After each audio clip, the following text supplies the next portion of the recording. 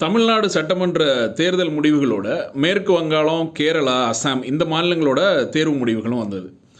இதில் தமிழ்நாடு எப்படி மாறுபட்டு நிற்குது அப்படின்னா, மற்ற மாநிலங்களில் நீங்கள் பார்த்தீங்கன்னா ஏதாவது ஒரு தேசிய கட்சி அங்கே முக்கியமான இடத்துல இருக்குது. இப்போ காங்கிரஸ் கேரளாவில், பாஜக அசாம்லேயும் மேற்கு வங்காளத்துலேயும்.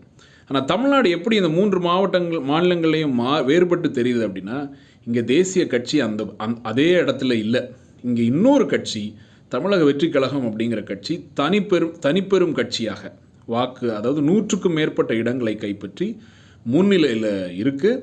தேசிய கட்சிகளுக்கு 10க்கும் கீழே இல்லைன்னா 5க்கும் கீழே தான் இங்கே இடம். இதில் இது மாநில உரிமைகளோடு சம்மந்தப்பட்டது, மாநில சுயாட்சியோடு சம்மந்தப்பட்டது. இந்த விதத்தில் தமிழ்நாடு இந்த 3 மாநிலங்கள் இவங்க எல்லாருக்கும் சேர்த்து தான் தேர்தல் நடந்தது. இன்றைக்கு அவங்க எல்லாருக்குமே தேர்தல்